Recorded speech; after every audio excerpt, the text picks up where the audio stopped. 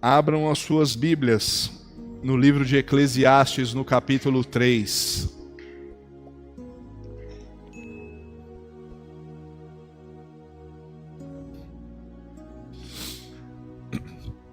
Livro de Eclesiastes, capítulo 3.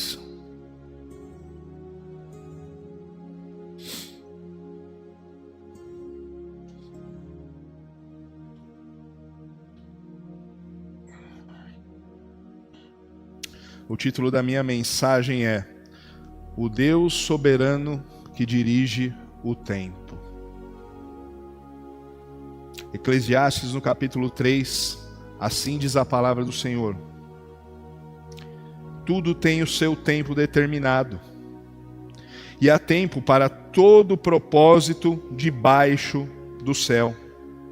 Há tempo de nascer e tempo de morrer, tempo de plantar e tempo de arrancar o que se plantou, tempo de matar e tempo de curar, tempo de derribar e tempo de edificar, tempo de chorar e tempo de rir, tempo para prantear e tempo para saltar de alegria, tempo de espalhar pedras, tempo de ajuntar pedras, tempo de abraçar e tempo de se afastar-se de abraçar, tempo de buscar e tempo de perder, tempo de guardar e tempo de deitar fora, tempo de rasgar e tempo de coser, tempo de estar calado e tempo de falar, tempo de amar e tempo de aborrecer, tempo de guerra e tempo de paz.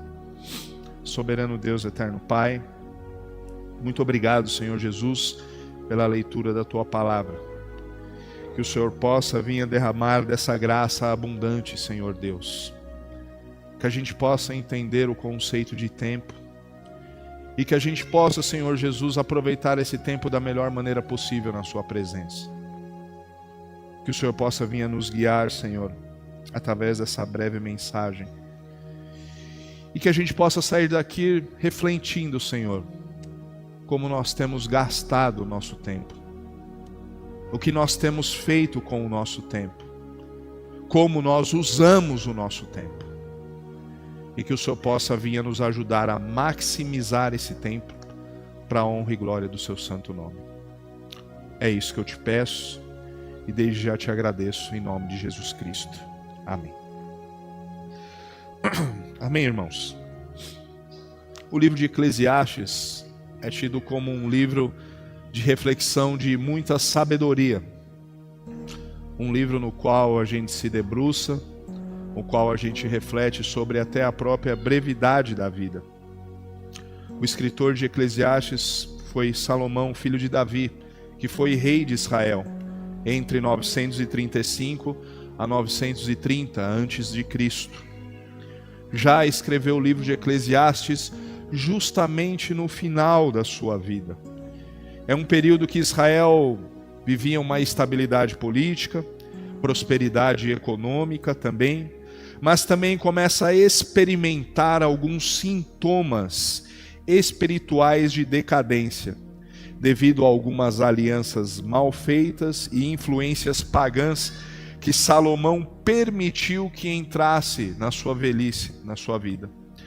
Nesse contexto histórico do livro de Eclesiastes, nós vemos que agora Salomão, um homem experiente, um homem arrependido e consciente da sua vaidade e dos seus erros, ele começa a escrever Eclesiastes como um testamento espiritual, como se ele estivesse dizendo: eu tive tudo, experimentei de tudo, busquei tudo e descobri que sem Deus tudo é vazio. Tudo não passa de uma experiência vazia, sem propósito nenhum. Quando a gente vê justamente o capítulo 3, dos versos 1 ao 8, surge uma espécie de síntese poética da vida humana e da soberania de Deus no tempo, ilustrado por Salomão, onde Deus governa o tempo, governa as estações, governa a existência dessas estações, mas também nos lembra que somos seres finitos. Somos seres com uma brevidade pequena de vida, onde nós temos um tempo muito limitado e um tempo curto, onde às vezes nós desperdiçamos o nosso tempo. E um tempo desperdiçado, irmãos, ele é um tempo que não pode ser mais recuperado.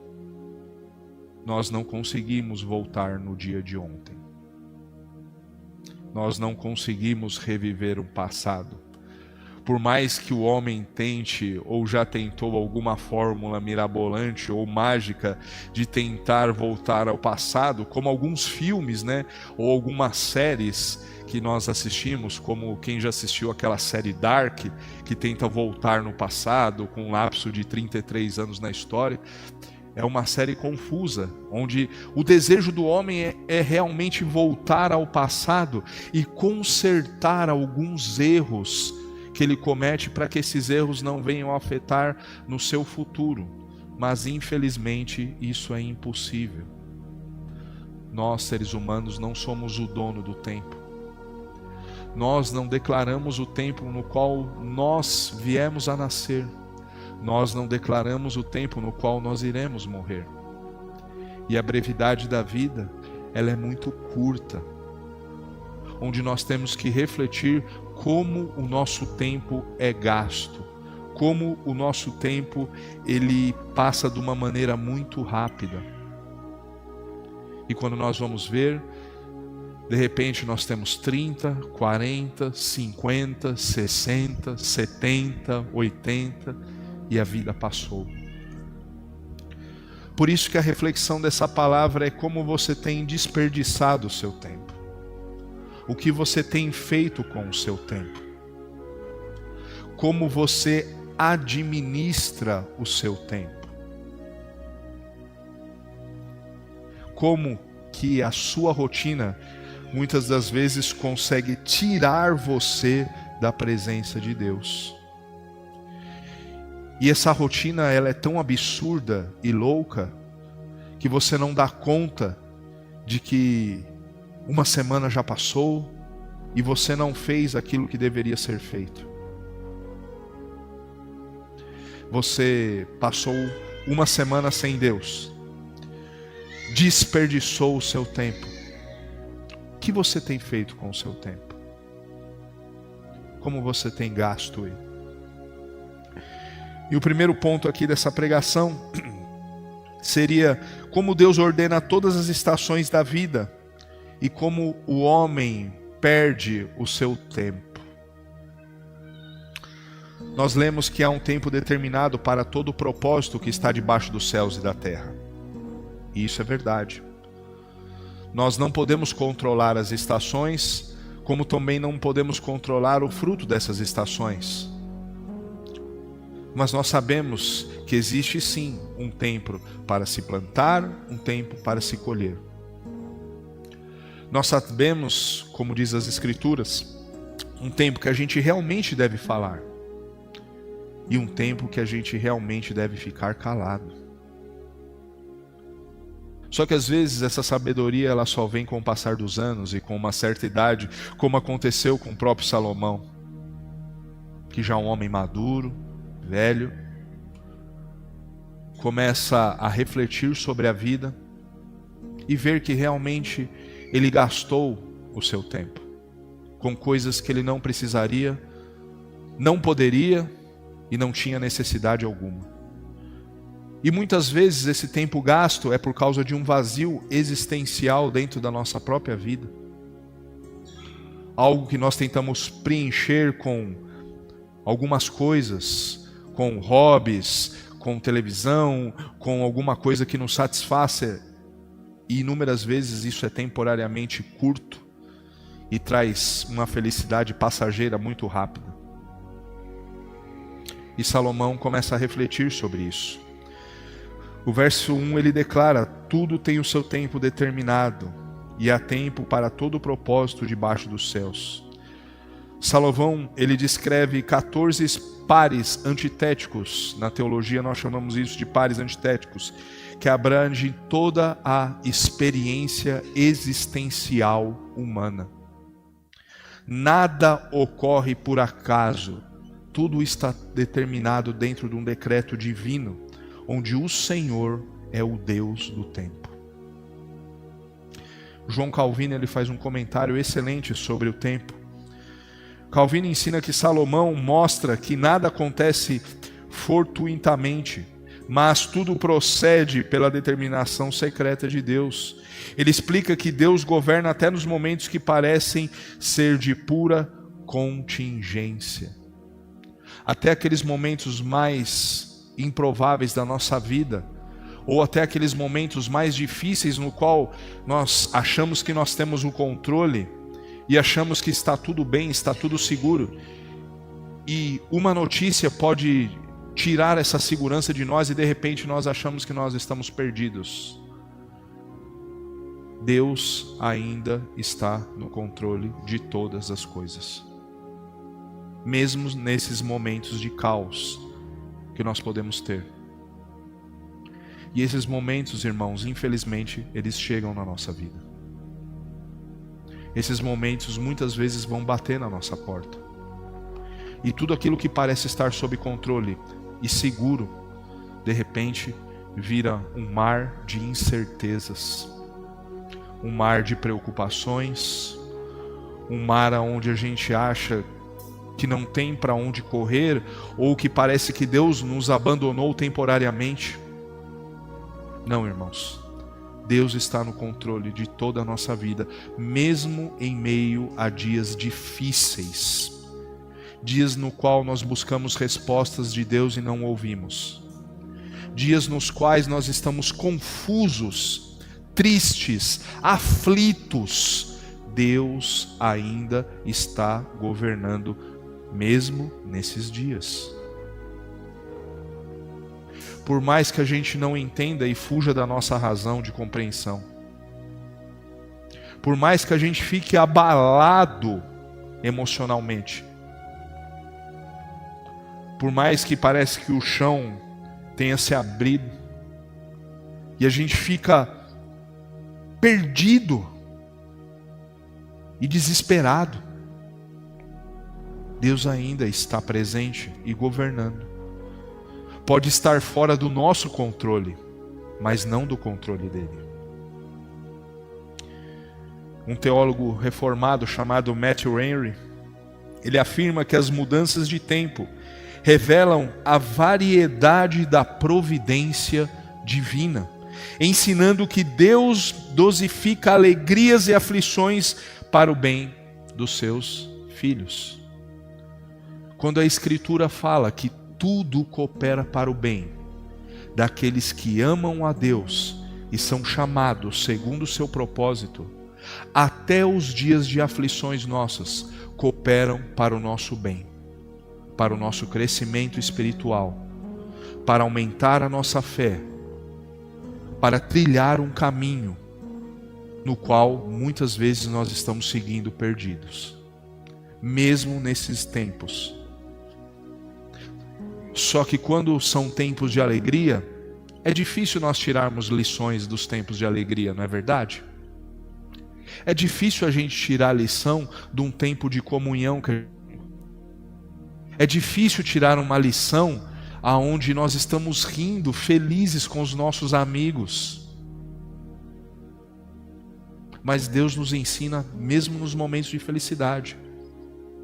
Agora, nos momentos de aflição, de dor, é aí que nós procuramos respostas. É aí que nós procuramos entender o vazio daquele momento. É aí que nós procuramos entender o que está acontecendo na ótica divina. Só que nesses momentos, muitas vezes nós nos encontramos desesperados. E às vezes esse desespero ele é tão grande que nos cega a ponto de não enxergar as coisas no qual Deus tem feito por nós. E nós só conseguimos se centrar justamente no dia mau. Nesses dias, nós vemos como Deus é importante, mas nos dias de alegria, Deus também é importante. Deus também nos ensina nos momentos alegres. Mesmo que Deus ordene as estações, nós, justamente por causa da queda do homem lá no Éden, podemos desperdiçar esse tempo maravilhoso no qual Deus nos dá, com vaidades, com pecados, com certa preguiça espiritual, coisas fúteis, né? Confiança excessiva na nossa própria sabedoria, achando que a gente pode resolver todas as coisas. E justamente esse capítulo aqui de Eclesiastes, nesses versos, ele mostra que mesmo um homem sábio como Salomão perdeu anos e anos buscando algo onde não conseguia satisfação. E esse algo só poderia ser preenchido por Deus. Esse espaço vazio só pode ser preenchido por algo divino. Algo que os homens procuram a razão de sua existência em filosofias, teorias, mas no final das contas, essas filosofias caem por terra e você se encontra no seu quarto, triste, vazio, sozinho, onde o poder daquelas filosofias com frases impactantes não conseguem dar o resultado no qual só Deus pode fazer.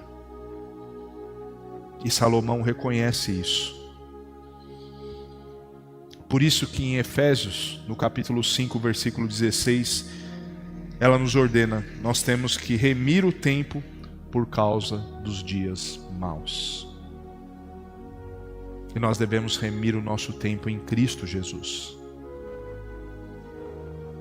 Gastar com coisas boas, dedicar à nossa família, dedicar ao serviço ao próximo, à igreja, à pregação do Evangelho, a levar uma palavra de conforto para uma pessoa aflita. Com que nós temos gastado o nosso tempo? O segundo ponto da pregação: o tempo revela a nossa limitação, mas a graça do nosso Senhor Jesus nos chama para remir o tempo que nos resta. Irmãos, você pode ter passado o maior tempo da sua vida fora da presença de Deus. Pode ter passado um grande tempo da sua vida longe, ou algo que não te impactava, ou algo no qual você sempre se incomodou com a igreja, com as pessoas, tudo.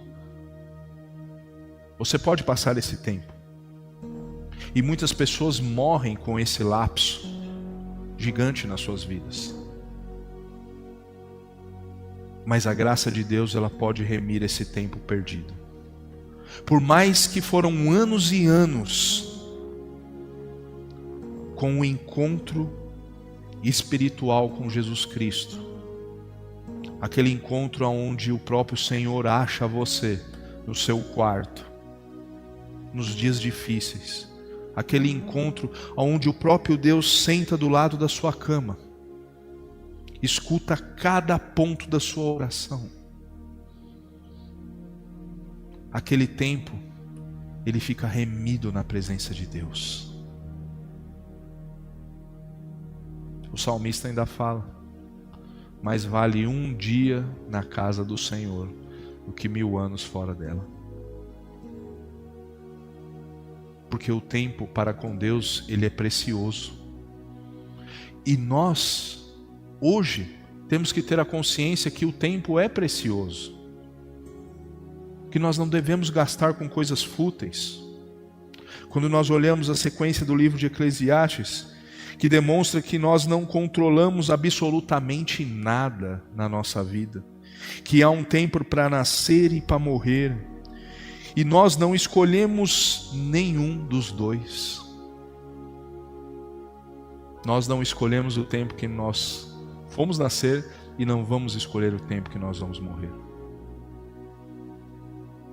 Mas nós sabemos que Deus, na sua infinita graça e misericórdia, Ele fala que em todos esses tempos Ele se faz presente em nossas vidas. Vão existir tempos, irmãos, que nós vamos rir muito, e isso é bom. Mas também vão existir tempos que nós vamos chorar muito. E mesmo assim Deus se faz presente. E tanto no rir muito quanto no chorar muito, nós somos surpreendidos nos dois.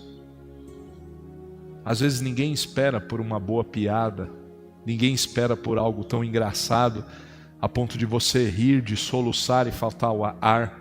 Às vezes a gente não espera, e isso acontece. Às vezes também a gente não espera um tempo de luto, de choro, onde a gente às vezes é pego de surpresa.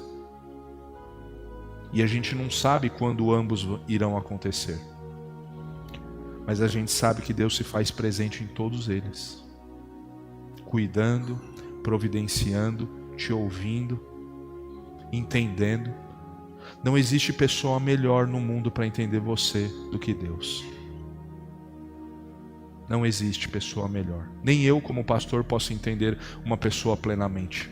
Só o Senhor pode fazer isso. Ele tem o poder de esquadrinhar o seu coração e saber cada sentimento, cada frustração, cada desejo que você tem, cada anseio que você tem de progredir, dos traumas, das alegrias. E eu não consigo fazer isso, mas o Senhor consegue. O Senhor consegue chegar no seu coração mais obscuro, nas mágoas mais arraigadas e presas dentro de você. E só Ele, por conseguir chegar até lá, que pode curar você disso. Pode aliviar o seu coração e tirar esse peso. Um teólogo chamado Herman Bavinck, ele dá um destaque sensacional a respeito do tempo.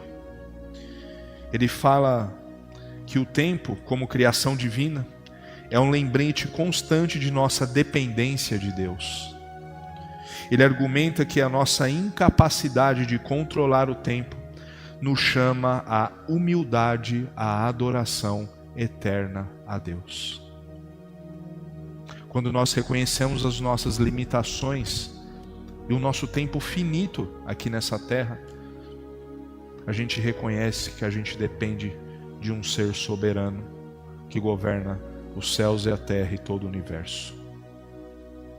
Onde, quando nós olhamos a natureza pela sua revelação geral, nós podemos ver o poder das suas mãos ao criar a natureza e as coisas tão belas dele. E por isso que os homens são indesculpáveis do conhecimento de Deus, porque Deus, Ele colocou a sua assinatura na criação, mostrando a beleza no qual Ele fez. E na sua revelação especial, que são as Escrituras, Ele mostra a sua plena vontade, no qual eu e você, nós temos que servir. E essa vontade não é uma vontade privativa das coisas, mas porque Deus é um Pai, e como Pai, Ele tenta preservar você das coisas ruins. E você pode ter certeza de uma coisa, irmãos: Deus sabe o que é melhor para você. Nem você mesmo sabe o que é bom para você. Só o próprio Deus tem essa certeza de o que é melhor para você. Por isso que nós, por às vezes não sabermos a sua vontade, nós buscamos incansavelmente em oração, nas Escrituras, no qual Ele fale conosco e revele a sua vontade para nossas vidas. Por isso, irmãos, não devemos gastar o tempo com algo fútil, mas sabendo que Deus controla o tempo. Por que então a gente se sente às vezes perdido? Se a gente sabe que Deus controla o tempo e tudo que nele há, por que muitas vezes no nosso coração está esse vazio? Está esse sentimento de que em algum momento você está perdido? Por que existe um buraco, esse lapso, e não consegue ser preenchido com nada? por causa do pecado, irmãos. O nosso pecado, ele desordenou a nossa percepção da vida, das coisas boas que o Senhor tem para nós. Nós perdemos tempo porque perdemos o foco da eternidade que iremos passar. E a gente acha que a gente vai ter todo o tempo do mundo e se esquece que a nossa brevidade de vida é curta aqui. Quando vivemos sem propósito, quando a gente negligencia as coisas de Deus, no qual Ele determinou para nós. Quando agimos sem sabedoria, desperdiçando oportunidades. Quando nós pecamos, nos afastamos de Deus e a gente acaba atrasando todos os frutos no qual nós deveríamos ter colhido no tempo certo. Mas por causa da nossa ganância, mesquinhez ou próprias, muitas vezes, rebeldia nossa, nós ficamos com esse lapso e achando que nós vamos durar muito tempo. E às vezes a gente é tido como louco, achando que o nosso tempo vai ser longo. Porém, como nós não podemos recuperar esse tempo passado, mas pela graça de Deus a gente pode remir o nosso futuro, vivendo intencionalmente, com obediência a Deus, gratidão e discernimento espiritual, sabendo que a nossa limitação humana, quando reconhecida, ela se transforma em sabedoria.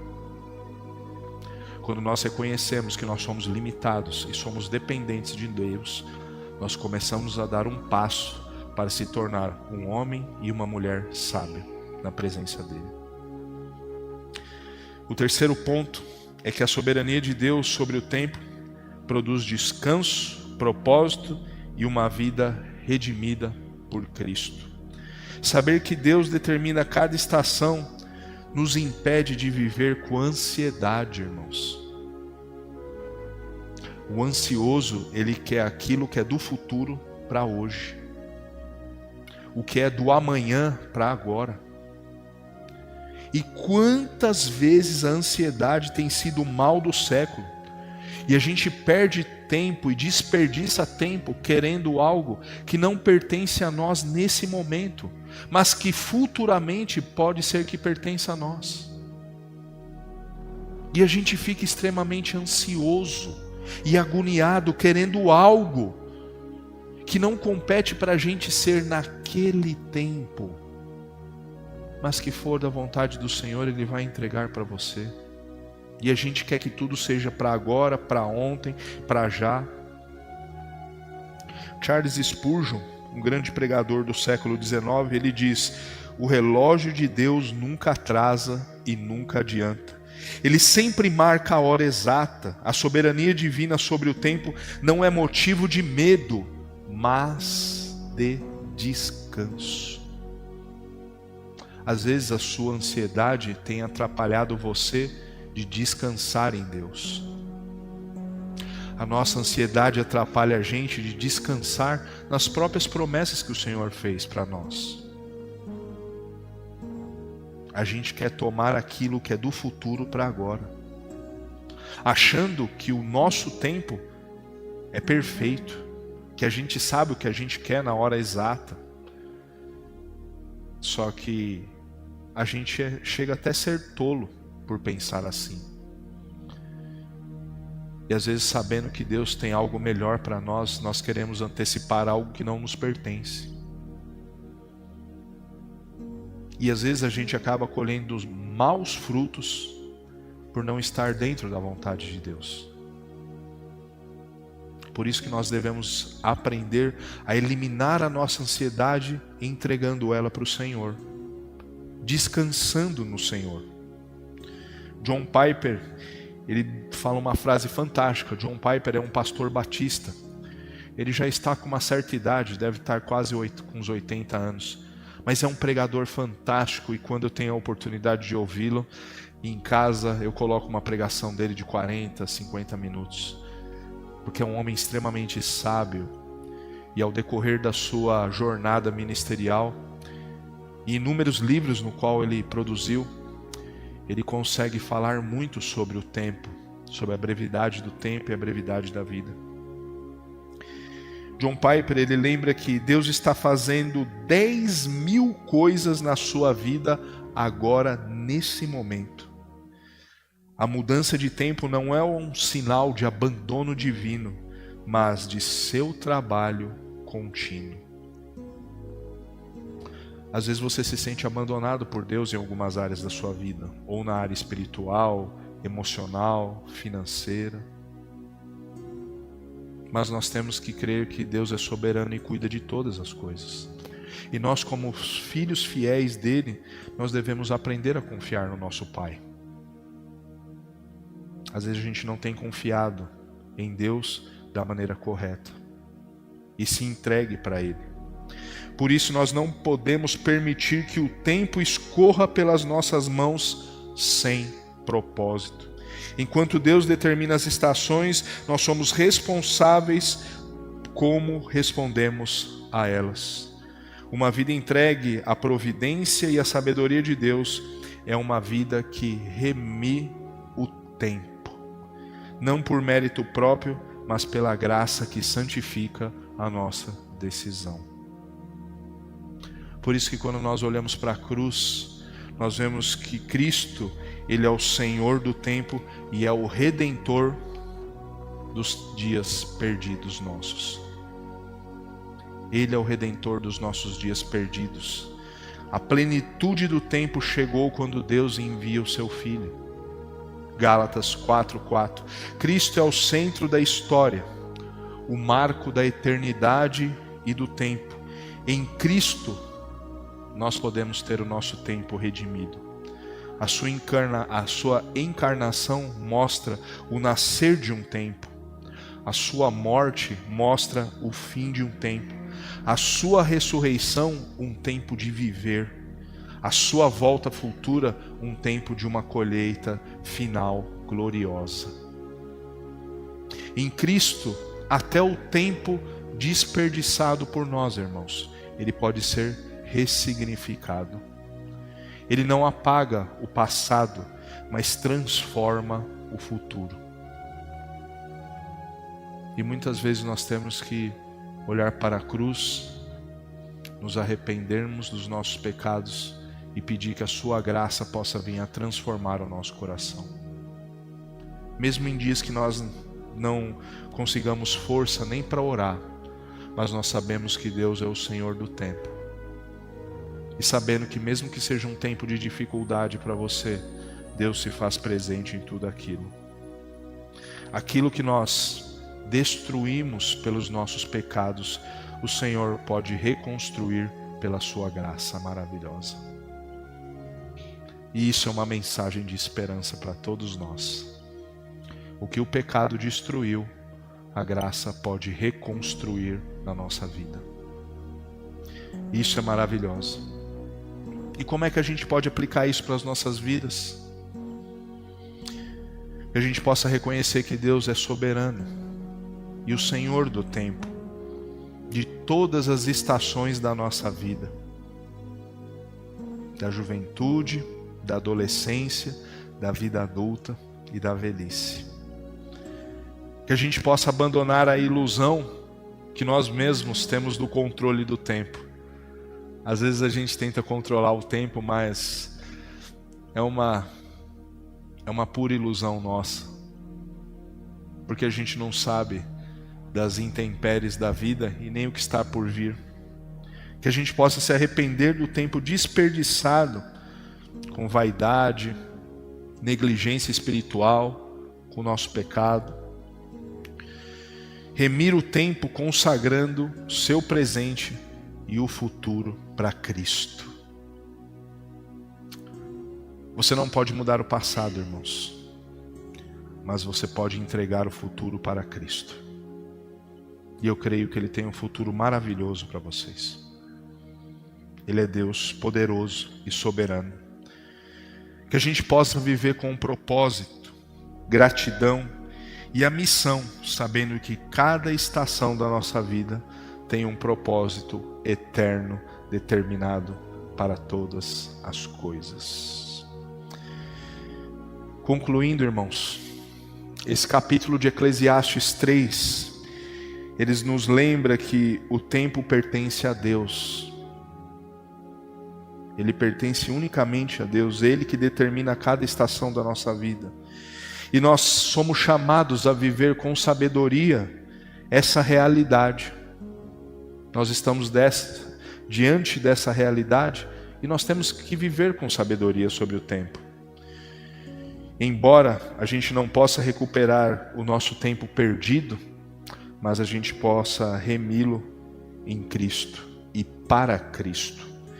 O tempo deixa de ser inimigo que escorre pelas mãos e se torna um instrumento da graça de Deus, moldando o nosso caráter, fortalecendo a nossa fé e nos conduzindo à eternidade. Que a gente possa viver para a glória de Deus, daquele que é o Senhor do tempo.